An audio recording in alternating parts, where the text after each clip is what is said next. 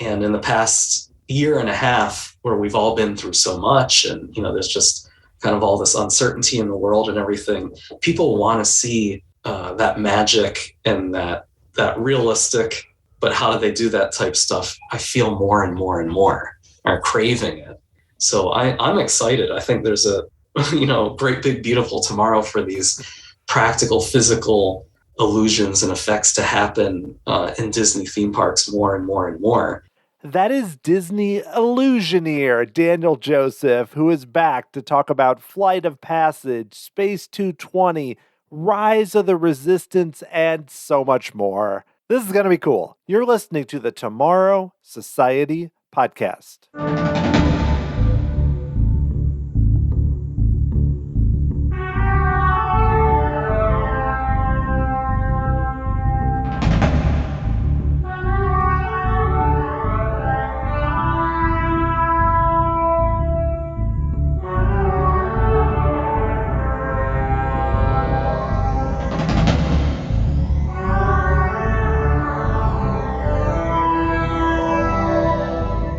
Thanks for joining me here on episode 161 of the Tomorrow Society podcast. I am your host, Dan Heaton.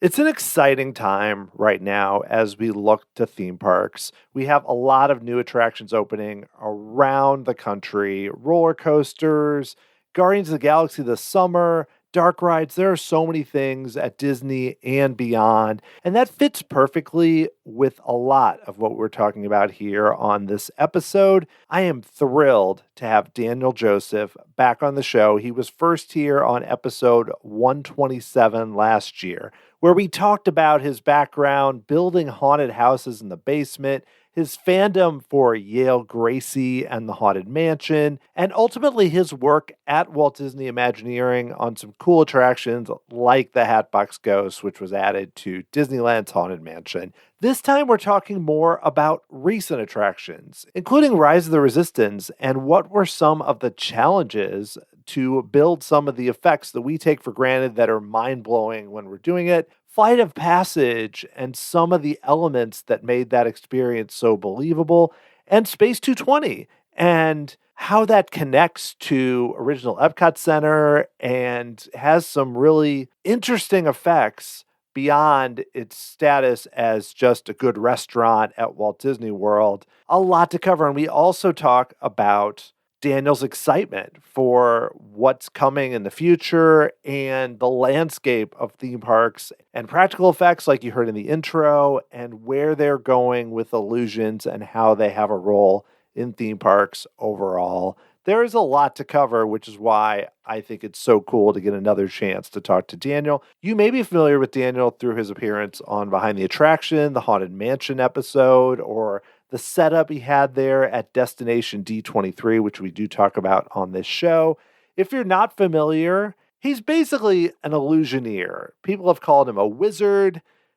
His role is principal special effects designer and illusion development at Walt Disney Imagineering, but is essentially working on a lot of the cutting edge effects or some of the trickier challenges that are required for lots of the latest attractions at Walt Disney World and beyond, and things coming in the future, things we couldn't even talk about yet, but I'm sure are going to be really exciting when they come out to the parks. So let's get right to it. Once again, here is Daniel Joseph.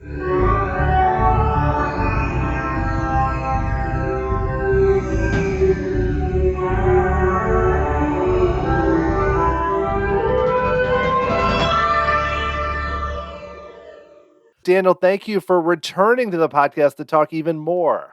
Thank you so much for having me, Dan. Really appreciate it. Oh, yeah. Well, I knew there was more to cover after we talked last year. And so let's just dive in. I know you recently participated in the Destination D23 event as part of the Walt Disney Imagineering Illusioneering Lab. I saw some videos of you there presenting some cool, there was a hologram of your face that I thought was really fun.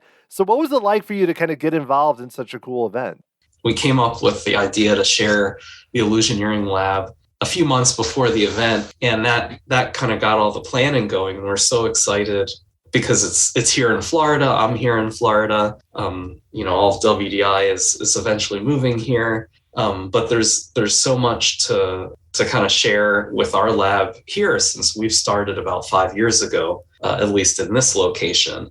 So I wanted to bring out a bunch of our prototypes, mock-ups, things like that, to show people that, hey, this stuff is done here. It's done in-house at Imagineering, and we have a lot of fun doing it. And it was such a blast to connect with fans and guests to show them the inside, kind of behind the curtain of that. Yeah, so you mentioned wanting to show them kind of what you can do. I mean, why do you think that's so important to show them those types of projects you're doing at an event like this, which draws some of the biggest fans?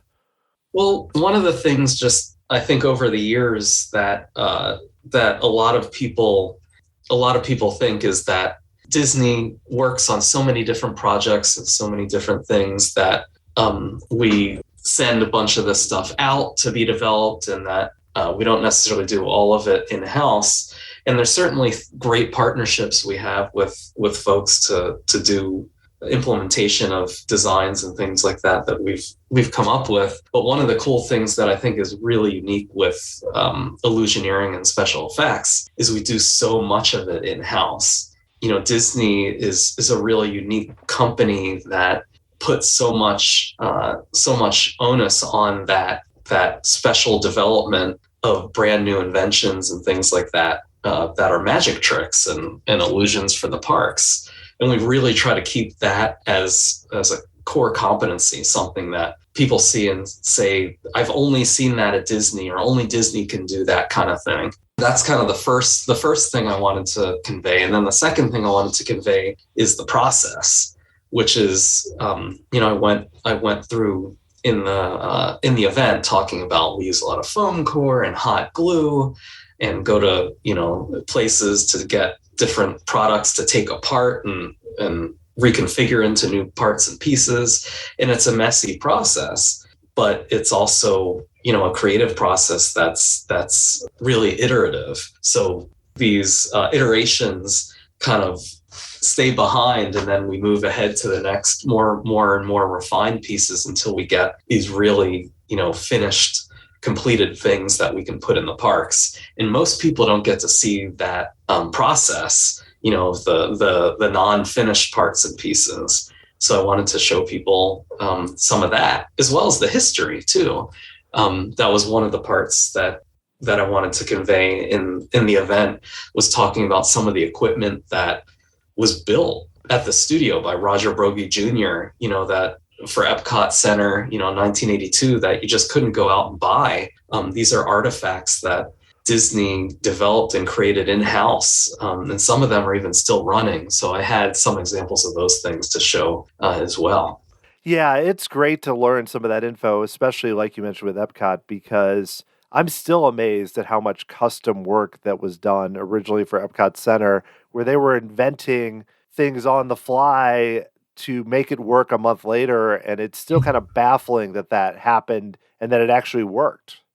Yeah, that it actually worked, and in a lot of cases is still working, which I think is just so amazing, and a testament to these amazing Imagineers of the late 70s and 80s, the kind of can-do attitude that really existed at WED back then. That was just so cool.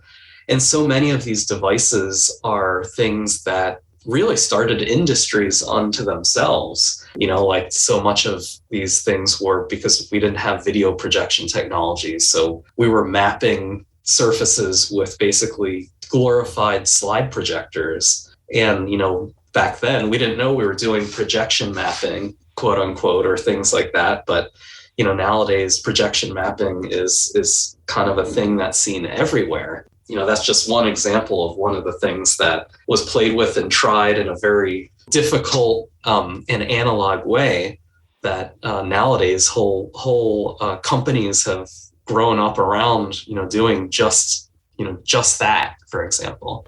It's been awesome to see how it's kind of evolved. I wanted to ask you about something different, which is, I know you have a lot of history with the Eastern State Penitentiary and with haunts and making that at home when you grew up. We talked about that last time.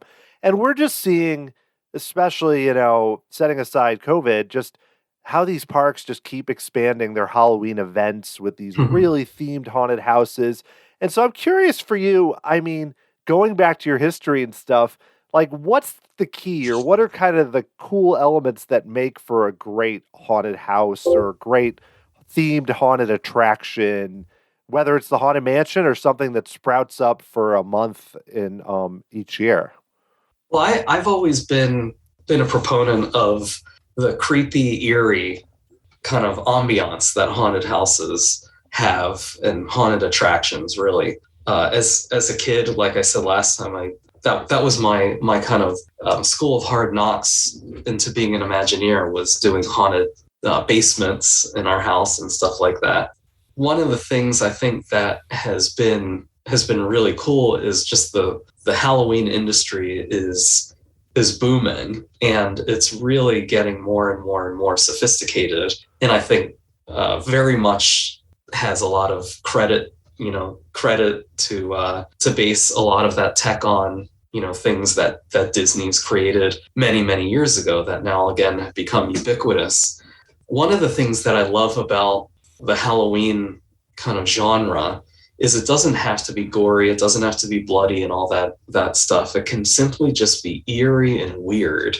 And something about that, I think, can connect with everyone, little kids and adults, and doesn't have to be about jump scares or shock value and all that stuff. It's just kind of eerie and different. And doing that at the Disney parks obviously is different from location to location. Like doing it in Hong Kong, for example, has a lot more gore and a lot more skeletal type forms and stuff like that. Even in Europe, in Paris, that's the case. Whereas here in the States, when we do that in our parks, it's much more kind of on the eerie, creepy side, but without the visuals of the gore and all that other stuff. But it is it's booming and getting bigger and bigger, and I love it. I think the opportunities are kind of endless. And the Haunted Mansion, obviously, and Tower of Terror and things like that, Mystic Manor, give us the chance to do that kind of feel and have an area development around that lasts year round. So it's like, cool, let's do more of that. Oh, yeah. I mean, I think about being a kid and going to the parks, and even stuff that wasn't the attraction you mentioned, I would be freaked out by everything. And I think, but that in a good way, because it was like the sense of the unknown where you go into something and you're like, I don't know, like Spaceship Earth, they have this caveman scene with lightning bolts. And I'm like, what is this going to be? And but that little bit, it just all works out so well. And extending that to Halloween is awesome. Just how many, like you said, how many possibilities there are is just really cool. Yeah. And especially at a Disney park, that it's going to be okay. Yeah. Whatever crazy visuals you see, whether it was like the extraterrestrial, in Magic Kingdom in the mid-90s, though there's some crazy visuals and audio effects that happened there that were quite intense. In the end, this was Disney, and that things were going to be safe, it was going to be okay, and you were going to walk outside to see kind of like a happy, optimistic world, even after seeing something quite intense. So I think there's something to be said about that. Like I don't remember if I said it in the last podcast, but someone had mentioned the Haunted Mansion sign, the plaque, the awesome bronze plaque that's in front of our mansions, says the Haunted Mansion. But there's kind of an unspoken thing that it might as well say Disney's Haunted Mansion, because going into a haunted attraction just anywhere, you kind of have maybe very, very scary expectations and all this. And if you're a little kid, you're probably not going to want to immediately go in. But something about the fact that it's in a Disney park and that it's Disney's Haunted Mansion, makes it okay that you can go in and that it will be okay. It'll be fun and spooky and all that stuff, but it's going to be, most importantly, a Disney type of attraction. Yeah, you mentioned the Haunted Mansion. I mean, it's been still more prominent. We had the Behind the Attraction episode, which I know you were a big part of, and then the Muppets Haunted Mansion, which I thought was a really fun special. I think we talked about your history, but what's it been like to see, even I feel like since we talked a year ago, the mansion continuing to get more popular and even more prominent. And I think it's just going to keep getting that way.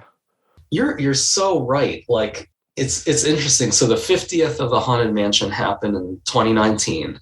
And then, COVID-19 happened and, things sort of went south everywhere for various reasons. And then, we've kind of clawed back and things are getting back to normal little by little. But interestingly enough, like the mansion's popularity has skyrocketed.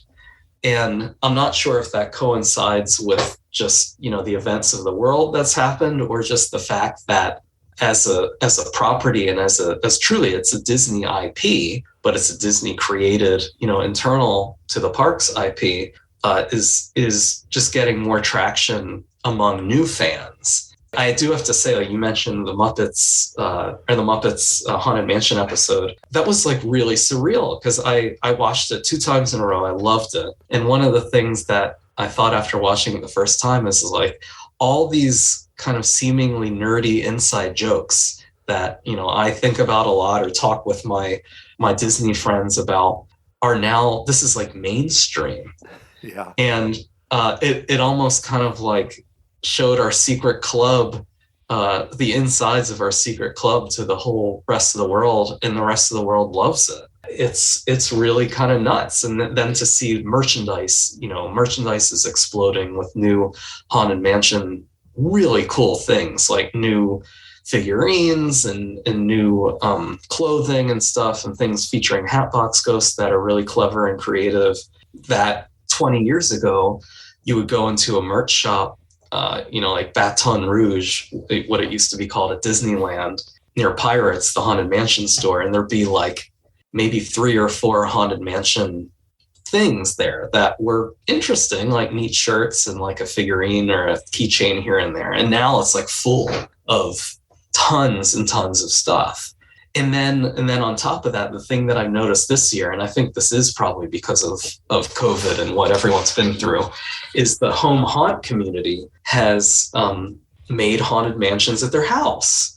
And there's a guy on Instagram who made a working doom buggy that ran on a PVC track, and he built scenes that were complete replicas of the haunted mansion on his own time near his pool. And just the detail and quality of these recreations, you don't see that too much with too many things out there where people are literally recreating a place that they love so much in their own house, like to that kind of detail. That was amazing to see this year. I think I saw 3 of those this year pop up. Now that's awesome, especially for something that is over 50 years old to still have as much or more relevance than it's ever had is special. Well, I want to make sure we get to talk about a few of the things I referenced that you've worked on that we haven't really addressed. One is Galaxy's Edge in both parks, Disneyland and in the Hollywood Studios. And I know you were involved in the creation of Rise of the Resistance, which I will admit, because of everything, I haven't even experienced. I've been to Galaxy's Edge, but haven't gotten the chance to experience. But I'm curious what your role was in that ambitious attraction that to me still just looks incredible. Yeah. Well, I got to work with a whole bunch of other, of course, talented Imagineers and special effects people on all that. It was just, like you said, so ambitious. And from the beginning, people like John Lorena and Scott Trowbridge really pushed us and asked questions and brainstorms that were just like, really? How are we going to do that? Like, how are we going to make real blaster bolt beams shoot through the air in real life? I mean, that was all done in post. That was done in the old chem days with photochem technology in the 70s, and then CGI in the late 90s and 2000s. But that doesn't exist in real life. So that was kind of like, wow, this is a fun ask. And then the same thing with Kylo Ren's lightsaber, which is kind of like a flame how do you do that in real life, and make it really look real? Because obviously in the films, it's all done in post. So I think that was kind of the common thread, that there's so many cool things in those films that we want to do in this attraction that are done in post, post processing with computer generated imagery, that doing them in real life kind of hasn't ever been done. Like the hologram looking things in the show, as I said, the blaster beams, the Kylo Ren lightsaber, Kylo Ren running toward your vehicle in one of the scenes, and then him sticking his lightsaber through the ceiling and cutting the ceiling.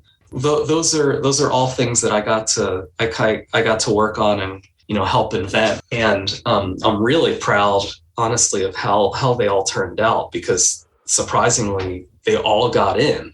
We come up with a lot of different illusions and inventions when we're coming up with these brand new shows, and not all of them, make the cut sometimes. Sometimes they hit the cutting room floor, so to speak, or go on the shelf and maybe are useful for another show later. But this team really wanted to develop all these things and use them all in the show. And that was just so cool to have the first blaster beam effect work and show a slug of light flying through space, in midair, and show that to the project team, and have everyone like clap at the end and just be like, holy mackerel, you did it. That those are the moments that you don't forget. Those are just so cool. The response from guests is just everyone who rides it just seems, it's one of those where they're so blown away by it, and they say, videos can't do any justice to coming out. Like, they don't know how things were done, which is normal for theme park attractions, but there's so much, it's almost like mind-blowing. Well, you mentioned the pressure. I mean, what's it like to work on something that has, like Star Wars, has such popularity and such interest? To be able to work on that, I mean, is there added pressure for you, or is that just so rewarding, or kind of a combination of both? I think it's kind of the exact place I like to be. There's one other effects person who's a mentor and a good friend of mine, who I think I mentioned last time, Joe Gutierrez, who he has like 30 years experience doing Disney effects. And I'm barely going on my 15th, though I know that seems like a long time. He and I would go out to lunch and, brainstorm after a brainstorm with the rest of the project teams, and just kind of look at each other and while we're eating, and be like, how could we do that? How possibly could we get, Kylo Ren running at you? And just kind of get into that uncomfortable zone of, we don't know the answer yet, but we know we can get there. That's a really, I would say, an uncomfortable but fun place I really like to be on projects. And I tend to be injected into that part of projects more and more, I guess, in the past, 5 or 10 years. But from a story standpoint, like Star Wars obviously is very, very loved and beloved. I approach it the same way as I approach every other Disney project I'm on, is as a fan myself. And I think a lot of us are. And whether you're a fan of Marvel or Star Wars or classic Disney stuff, there's this feeling you get when you get to the point where something is working, where the hairs on the back of your neck stand up when you see the effect do what you want it to do. And you're like, okay, I know the other fans are going to dig this. I know they're going to appreciate this and like this. So it's kind of a personal litmus test that I would say we put all of these things through before really kind of allowing them to be seen by everyone else. And hopefully by then, the idea is that it had passed my test, so everyone else is going to really, really love it. And so far, that has been luckily accurate. Oh yeah, I mean, it's really the whole area and just what's been done looks incredible. And I know another major expansion you worked on was Pandora, the World of Avatar. You had some work on that. And for me, I don't have the same affinity for the film that I obviously had for Star Wars, but I remember going to that and just being stunned by how well it works. So I'd love to know a little bit about your experience working on that, because I feel like those attractions and that land is kind of a miracle how well they work. Yeah, that's a good point. I think for me as well, I wasn't that familiar with the film when I was brought in to work on the project, but after working on it for a few years, I appreciated what everyone was appreciating about it, and really thought there were some cool elements to it. But what I found that was so exciting about it was the design questions being asked. We want you guys to try to float a mountain. We want you guys to make these creatures in the queue that look absolutely alien and otherworldly. Want you to make a giant 9-foot animated figure float in water, and be lifelike, and just crazy, outlandish design questions that I didn't immediately know the answers to, and I think that those are the most fun ones. Like for one of the things was trying to figure out a way to make the in Flight of Passage make you not know really what we're doing with the ride vehicle when we raise up a big safety shield and then reveal the amazing screens that are in front of you. And we had someone on the team just talk about what can we do to do that kind of thing, and that's where we came up with the dashboard that you're looking at yourself, which I worked on that dashboard design and how to do that whole system. Basically kind of figuring out little by little, and then putting it into the mock-up, which is a full mock-up we had in Glendale of that whole ride system. It was really cool that you could basically look at yourself and this thing would play all the media over your face, and then we would flash all these blinky lights in a very specific way and fly the shield away, and you couldn't see the shield fly away. It was a magic trick. So things like that were just such a blast to figure out and work on and mock up. We built prototypes of that dashboard over and over and over again in different ways and all different kinds of techniques to make it finally work as well as it does. So that was a blast. But then also the queue. If you've been in the Flight of Passage queue, there's a lot of little creatures and futuristic displays in there that I got to work on. And that was just a blast because it was basically crazy, contraptions and inventions from my office and my lab that we found finally a home for. So these are things, other projects that I've been developing and things like that haven't been used. And they're basically saying, Daniel, we're giving you free reign to kind of put some crazy, wacky things in the queue here. What do you have? And that was kind of the impetus for all that crazy stuff. Oh, well, you mentioned calling it like a magic trick. The queue sets it up so well, but then even the reveal, like you mentioned, I had not seen any ride videos or anything, and was kind of like, oh, it's going to kind of be like Soarin' or, something like that. And then that reveal happens, and it's like, whoa. It connects with people so strongly emotionally who don't have that strong connection to the film. How important was it to kind of grab them with all of that, or I wouldn't even say distract them, but just to bring them right into it with some of those choices you were making? That was entirely the whole point, was bringing people into that story, into like the most in the most intimate way. I think was the design criteria, I think, going forward. And gosh, we really tried to knock off every single thing that would take you out of that. And, whether it was seeing something that we didn't want you to see, or turning you in different directions in the queue so you wouldn't quite know which direction you're going to ultimately be brought out to the ride vehicle. All that stuff is part of that greater magic trick of getting you on the back of a Banshee and flying around. It was really really, I think that alone is what makes people so receptive to feeling so emotionally captivated by that ride. Definitely. It totally clicks more than I ever would have guessed. Well, I want to ask you about one more individual attraction before we have some more overall questions. And that's Space 220, which ultimately opened in September. And the effects look really cool and the technology for a restaurant, which is very different. What was it like to work on some technologies for a very different type of setting?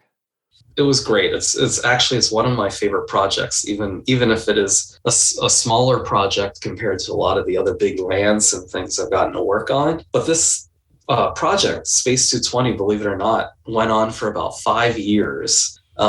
It's a restaurant, but there was a lot of thought and a lot of planning that had to go into making it the way it is. Because truthfully, it's one of the most sophisticated show type restaurants we've ever done on property, as far as the inside design and theming, as well as the special effects that I came up with and we came up with for the show. So the scope of it was kind of unlike any other restaurant we've ever done anywhere. So that was the first part of it, and then the second part was we had to start and stop a few times while doing it, obviously because of COVID and all that chaos that happened. So we were very close, to being finished, and then COVID hit, and we kind of had to leave it all sitting for a while, and then we got to come back to it and pick up where we left off, which was great. That everything we hit kind of a new stride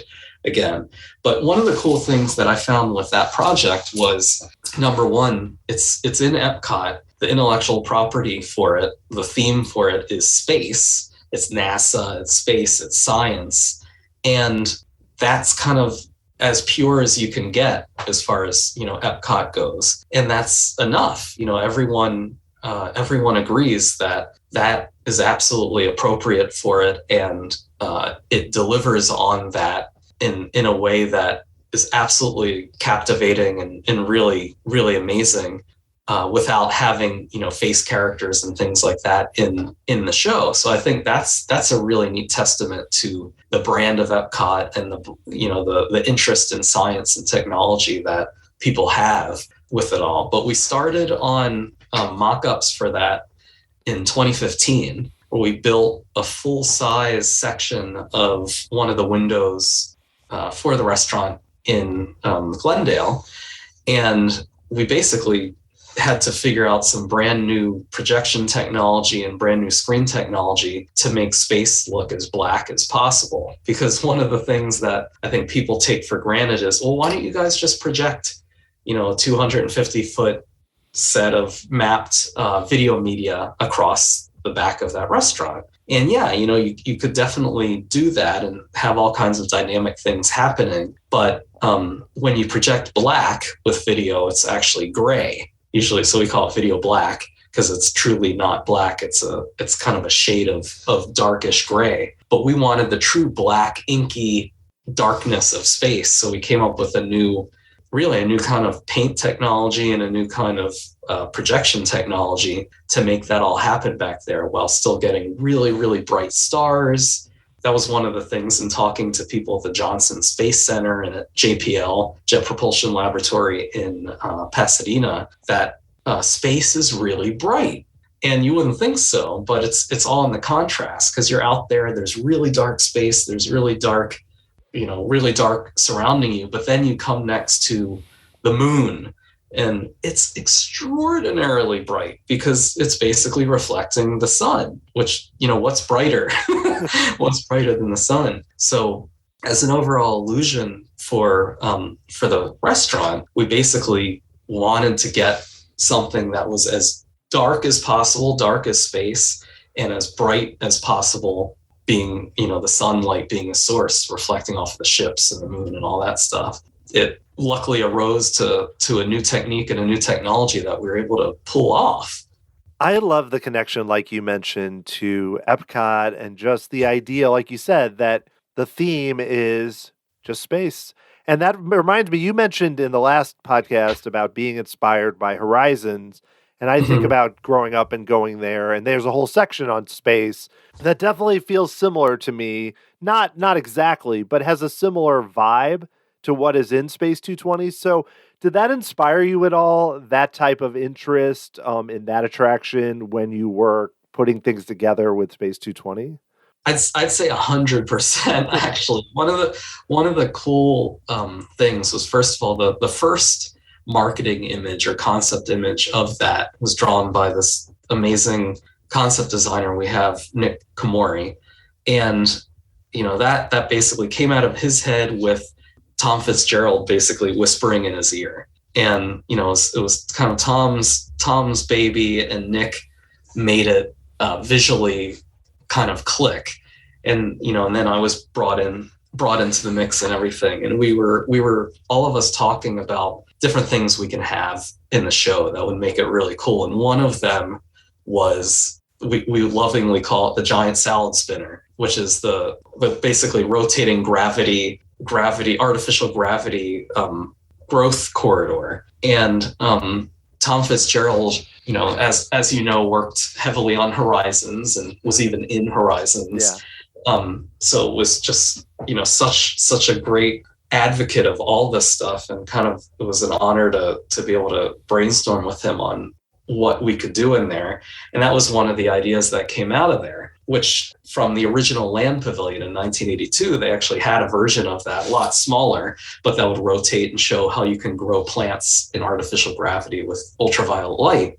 I think we were all kind of inspired by that original EPCOT from the land, as well as the space part of Horizons, and putting a version of that in here, but what we kept saying was a realized version, like that 1982 version for the land pavilion and the 1983 scenery that was for Horizons. Like, fast forward 37 plus years, came true. And that's what we were kind of trying to convey in there. Look, here's a giant version of that, and we're using it in the restaurant to now create food that you're going to actually eat. That was such a cool thought and a cool conceit. And then, of course, figuring out how to do that illusion in such a giant way was really, really fun too. I love the throwbacks to those attractions, but with new technology, which I think is always something that's cool to see. Well, last time you mentioned that Horizons inspired you, the Haunted Mansion we talked about, but I'm curious for you, whether it's at theme parks or other mediums, kind of other inspirations or other attractions that really kind of connect to your work now, or even that interested you, that kind of led you into what you're doing. Yeah, well, certainly Horizons and Haunted Mansion. I did get to work on, some development work for Spaceship Earth a few years ago, and that, just working on that and going through the building at length and really, really understanding how crazy that building is, gave me an absolute newfound love for that attraction. I think what's so special about it is it's pretty much the way it was, when the park opened. But it's a testament to, like I was saying before, people asking crazy design questions like, well, we want to put the whole attraction inside a sphere. And, everyone, left that meeting and was like, these people are crazy. What do you mean? How can we possibly do that? Let's come up with a way to maybe do it in a dome, not a sphere. We could do it in a sphere, but it has to sit on the ground. But no, they figured out ultimately how to do it in a sphere.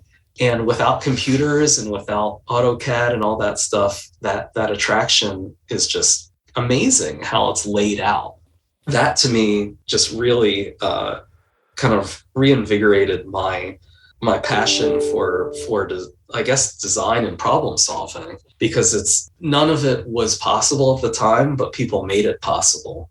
And I kind of look at Spaceship Earth. I've always loved it, but look at it when I'm working on a new illusion or something that seems impossible, and be like, well, they figured out Spaceship Earth. I can figure this out. So that's kind of cool. and especially to have been crawling around in all the different nooks and crannies of that amazing building when I was working on that was just, absolutely outstanding. Yeah, I know a few people that got to do like a special tour up in Spaceship Earth, and they said you cannot believe how tight everything is and how everything is just kind of crammed in there. And I mean, I would love to see it, but it's just one of those that they did it basically in the late 70s, early 80s, and set the structure that's basically the same with new effects and animatronics. Yeah. My brain has a hard time with that, figuring that out. I agree. I didn't understand the track layout. I've seen two-dimensional drawings of it for years until finally someone had created a very detailed 3D design drawing of it that we were using when we were working on it. And it was like, oh, that's how it all nests together and works together. That's brilliant. Absolutely brilliant. Yeah, and you referenced you mentioned this last time, but you also just mentioned it, talking about how they didn't have access to all the computers. And I know a lot of the work you do is with computers, but also you're still trying to create things physically. So I'm curious, like for you, how do you find creative ways to build effects without just relying on computers, more using them as a tool to create something? That's a great point. I think people come to our parks all over the world to see things physically, right? The park is a physical place. Being inside an attraction and seeing things in three-dimensional presentations in the round, smelling the smells and feeling the wind and all those things are all visceral type things.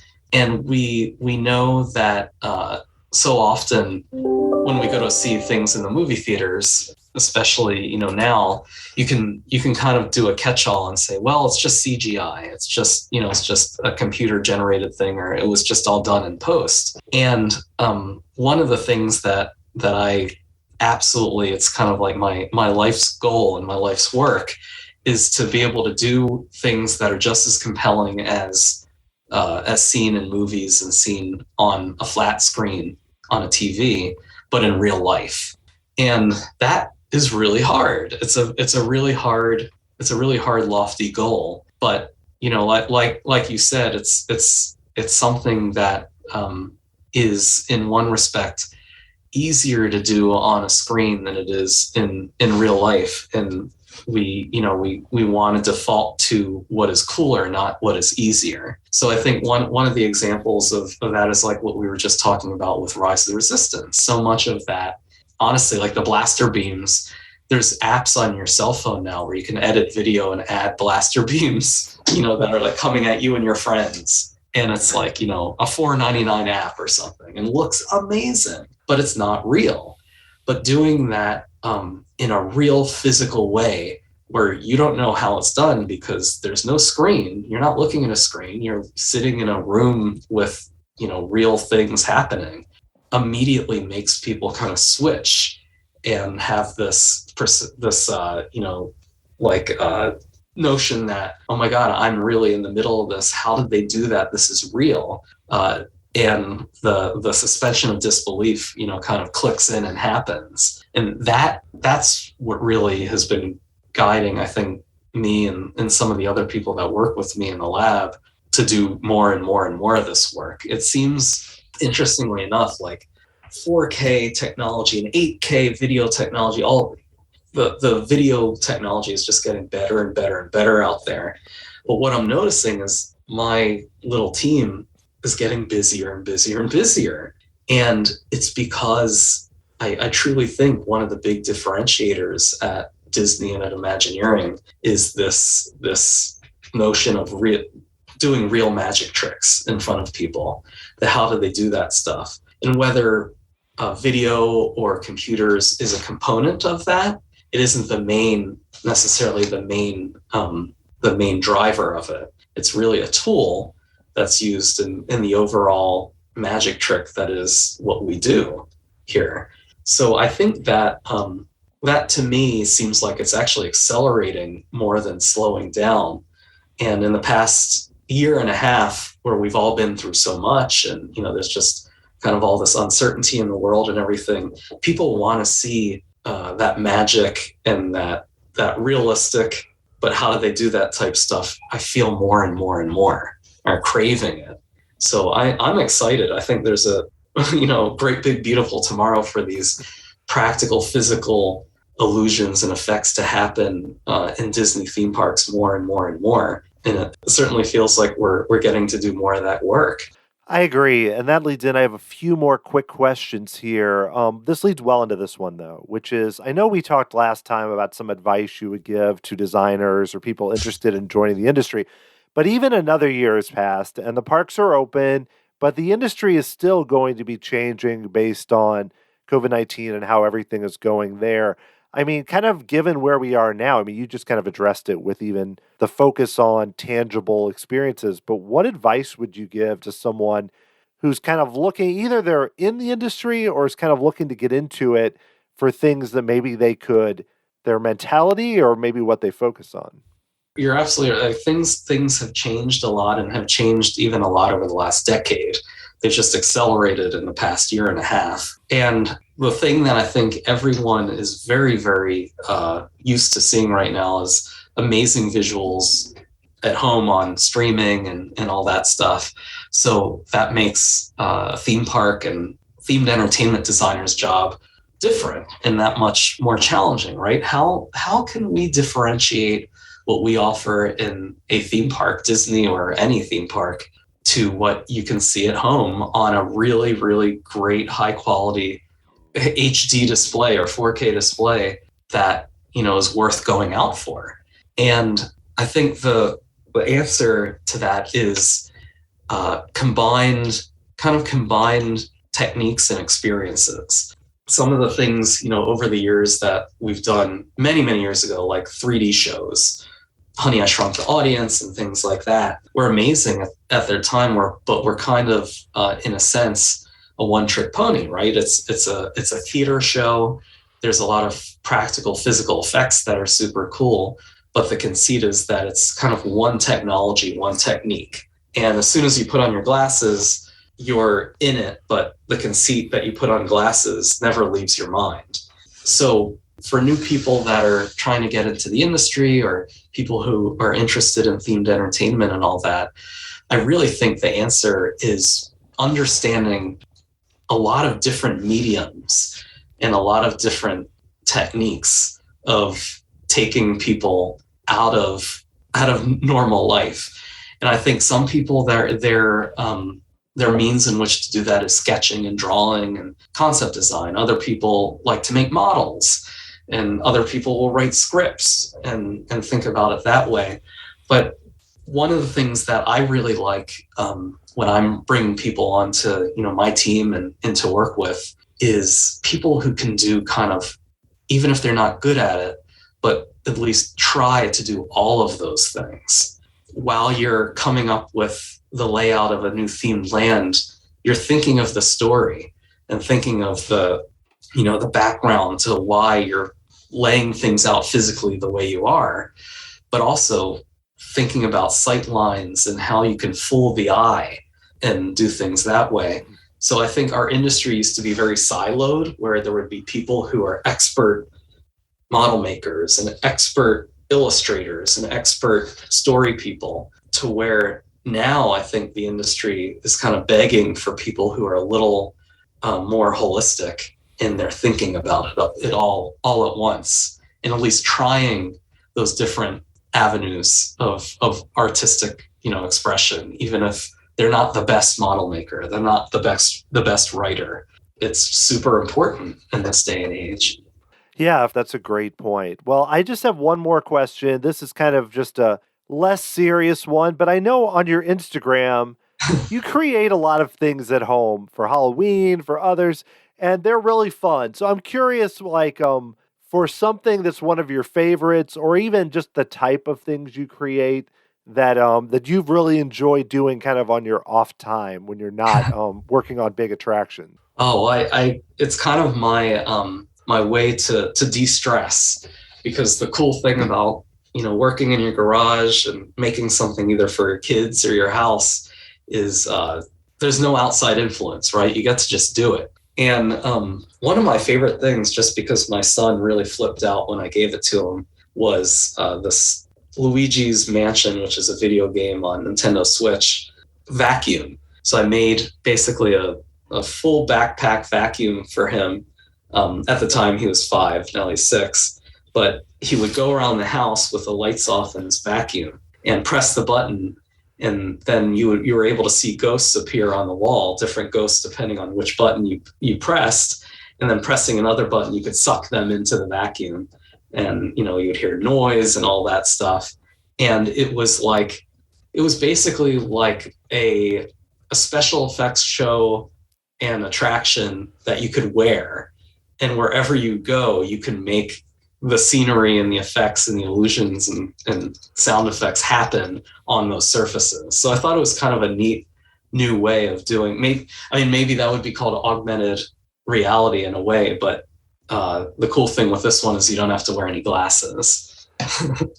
Wow, that's awesome. Yeah, my daughters recently have been playing that game, and that would blow their mind, something like that. That's an amazing creation, and also really fun, like you said, for your son to be able to do that at home. That's great. It's kind of funny because I have these different experiments and things going in my home shop and office that are like just different explorations and things I'm playing with and toying with that maybe will end up, in something big at Disney, or maybe we'll just be like something that inspires me for something else. But it's so funny when my son comes in the shop and sees that stuff at home, and he kind of, in his own way, he's definitely fascinated by it and thinks it's cool stuff, but he expects it.